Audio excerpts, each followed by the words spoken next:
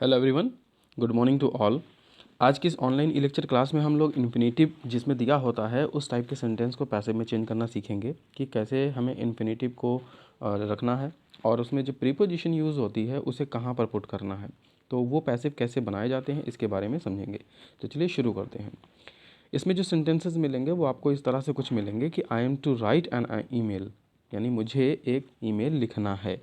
तो इस तरह का सेंटेंस आपको मिलेगा जिसमें कोई भी वर्ब जो दी हुई होगी, जहाँ पर ये वर्ब है मेन वर्ब, उसके पहले कोई प्रीपोजिशन लगा हुआ होगा।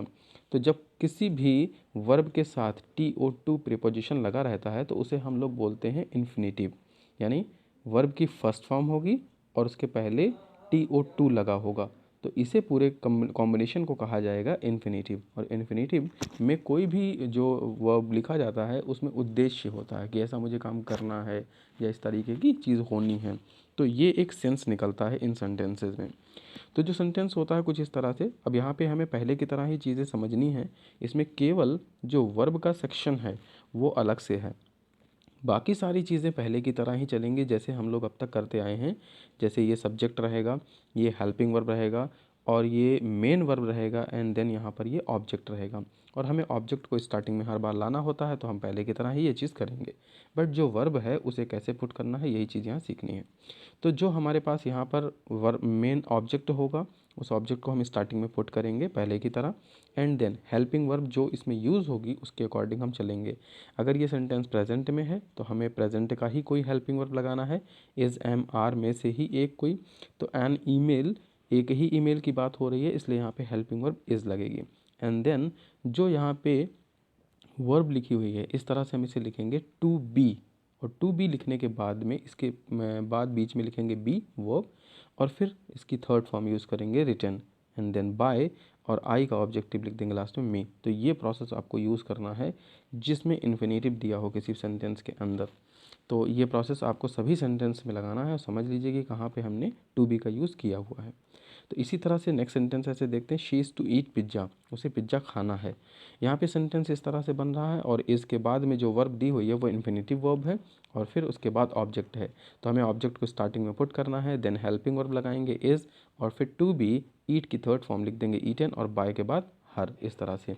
तो अगर आपने स्टार्टिंग वाले सेंटेंसेस देखे हैं, सिंपल सेंटेंसेस का पैसेज चेंज करने का प्रोसेस समझा हुआ है तो ये आपके लिए बहुत आसान है, आप उस चीज़ों को कर पाएंगे। केवल आपको सिर्फ इतना हिस्सा समझना है कि टू बी कैसे आ रहा है, क्यों आ रहा है। तो टू बी इस टू की वजह से आ रहा है, बाकी सारी चीज़ें वैसे ही चल रही हैं जैसे पहले हम लोग करते थे। तो इसी तरह से ये भी होगा।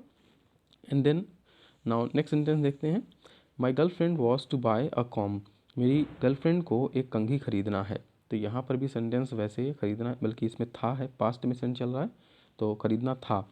तो अब हम जब इसे चेंज करेंगे तो लिखेंगे अ कॉम्ब, जो लास्ट में ऑब्जेक्ट के तौर पे उसे स्टार्टिंग में लिख देंगे, ऑब्जेक्ट है।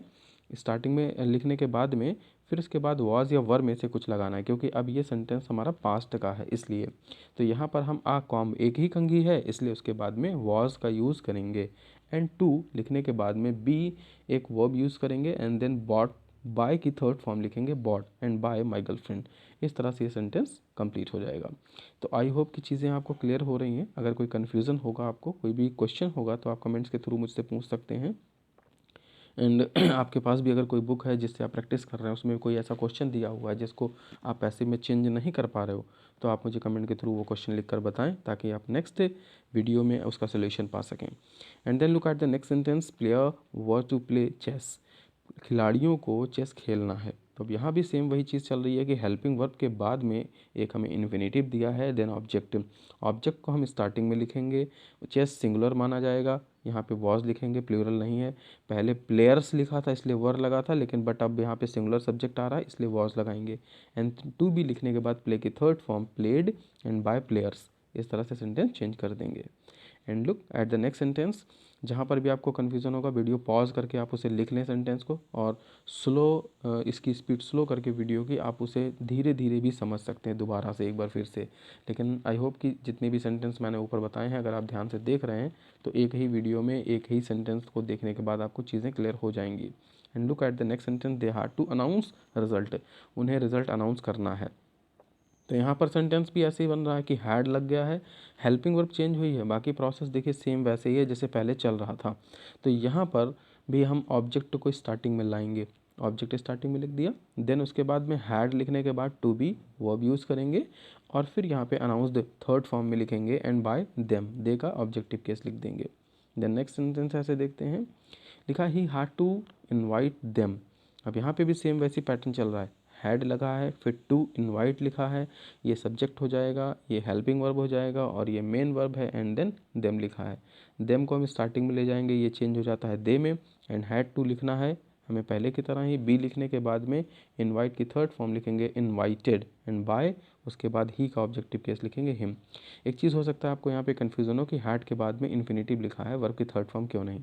तो आप ये चीज़ समझ लीजिए कि हैड के तुरंत बाद हमेशा वर्ब की थर्ड फॉर्म आती है, बट यहाँ पर इन्फिनेटिव बनाया गया है इसलिए टू के बाद हमेशा वर्ब की फर्स्ट फॉर्म ही लिखी जाती है, कभी भी टू के बाद कोई और फॉर्म नहीं लिखते हैं, इसलिए ऐसा है यहाँ पे। और इसका अर्थ निकल रहा है कि उन्हें उनको बुलावा भेजना था, इस तरह से अर्थ निकलेगा इसका। And the next sentence, my wife has to sing a song, मेरी वाइफ को एक गाना गाना है। तो यहाँ पर भी अ सॉन्ग जो ऑब्जेक्ट है उसे स्टार्टिंग में लिखेंगे, हैज़ इसमें हेल्पिंग वर्ब लगाएंगे क्योंकि अ सॉन्ग एक ही सॉन्ग है और जिस टेंस में ये है उसी टेंस को हमें यूज़ करना है इसलिए। एंड टू भी लिखने के बाद सैंग की थर्ड फॉर्म सिंग की sung, and by me by my wife, इसको ऑब्जेक्टिव केस में हम ले जाके लिख देंगे। तो आई थिंक क्लियर हो रही चीज़ें सभी को। And the next sentence, they were to help me, यहाँ पर भी देखिए वर लिखने के बाद में टू हेल्प लिखा है एंड देन ऑब्जेक्ट मी। तो मी को हम स्टार्टिंग में लिखेंगे आई हो जाएगा, आई के बाद वॉज लगेगा, वर दे के साथ लगा था लेकिन हमें यहाँ पे सिंगुलर के साथ यूज़ करना है इसलिए। एंड टू भी लिखने के बाद हेल्प की थर्ड फॉर्म लिखेंगे हेल्प्ड और फिर लिखेंगे बाय, दे का ऑब्जेक्टिव केस लिखेंगे देम। इस तरह से ये सेंटेंस चेंज हो जाएगा। And the next sentence, she will have to buy a sweater, उसे एक स्वेटर खरीदना है। तो देखिए कोई नई चीज़ें नहीं है, हर जगह पर एक हेल्पिंग वर्ब वाला हिस्सा बदल रहा है, बाकी सारी चीज़ें वैसे ही चल रही हैं। यहाँ पर शुरू में इज़ था, फिर वॉज आया, फिर हैज़ आया, फिर हैड आया, इसी तरह से यहाँ पे अब विल हैव आया है। तो जो भी हेल्पिंग वर्ब का हिस्सा होता है उसके जो रूल्स होते हैं वो वैसे ही चलेंगे, बाकी चीज़ें आपको यहाँ पे देखनी है कि कैसे कैसे चेंज हो रहा है। एंड देन ये सेंटेंस कह रहा है कि अ स्वेटर, ऑब्जेक्ट को स्टार्टिंग में लिखेंगे, उसके बाद लिखेंगे will have to be, will have to be bought. अब यहाँ पे आप देखेंगे ध्यान से कि तो हैव लगा हुआ है, इसमें बीन आपको यूज़ नहीं करना क्योंकि आप यहाँ पे इन्फिनेटिव लिखे हुए हैं और इसमें बीन नहीं बल्कि टू बी यूज़ होगा। तो इस तरह से यहाँ पे हैव के बाद टू बी यूज़ करेंगे और फिर बाय की थर्ड फॉर्म लिखेंगे बॉट बाय, शी का ऑब्जेक्टिव लिख देंगे लास्ट में हर। तो a sweater will have to be bought by her, ये सेंटेंस चेंज होकर बन जाएगा इस तरह से। And the next last sentence, I am going to cut my hair. तो यहाँ पर भी सेम वैसे सेंटेंस है, देखिए यहाँ पे आई मिल गया है और फिर उसके बाद टू कट लिखा हुआ है। तो यहाँ पर चीज़ें आप समझना है आपको। यहाँ पर सेंटेंस इस तरह से बनेगा कि my hair is going to be cut. यहाँ पर आपको बीइंग नहीं लगाना है क्योंकि यहाँ पे मेन वर्ब ये इस तरह से इसको कंसीडर करनी है हमें इसलिए। तो सेंटेंस बनेगा, ऑब्जेक्ट स्टार्टिंग में लाएंगे माई हेयर इज़ गोइंग और उसके बाद टू बी, ये हमें जो वर्ब यूज़ करनी है उसके पहले एक प्रीपोजिशन यूज़ करेंगे एंड देन कट की थर्ड फॉर्म कट होती है उसे वैसे लिख देंगे और बाय, यहाँ पर बाय लिखा होगा माय नहीं, बाय और उसके बाद आई का ऑब्जेक्टिव लिख देंगे मी। तो इस तरह से ये सेंटेंस चेंज हो जाएगा। तो आई होप कि चीज़ें आपको आज सभी क्लियर हुई होंगी, जो भी कन्फ्यूज़न होगा इन्फिनेटिव वाले सेंटेंसेस को लेकर। आपके पास जो भी एक्सरसाइज बुक है उसमें क्वेश्चन ढूंढें, उसे सॉल्व करें, इस पैटर्न पे लगाने की कोशिश करें और अगर कोई कन्फ्यूज़न है आप उसका जो क्वेश्चन है मुझे कमेंट बॉक्स के थ्रू बताएं। इसके अलावा मुझे आप व्हाट्सएप पे, इंस्टाग्राम पे, टेलीग्राम पे, फेसबुक पे कहीं से भी आप मुझसे कांटेक्ट कर सकते हैं जहाँ पर भी आप अवेलेबल हैं। तो हालांकि आप मुझे टेलीग्राम पे भी कांटेक्ट कर सकते हैं, आशुतोष सर के नाम से आपको आईडी मिल जाएगा एंड देन वहाँ से भी आप अपना क्वेश्चन जो है स्क्रीनशॉट के थ्रू या फोटो के थ्रू भेज सकते हैं। इसके रिलेटेड एक्सरसाइज सॉल्व करने के लिए jobnoteslab.in पर भी आप विजिट कर सकते हैं जहाँ पर आपको इसके रिलेटेड क्वेश्चंस मिल जाएंगे, उनको सॉल्व करने के और भी प्रोसेस आपको देखने को मिल जाएंगे।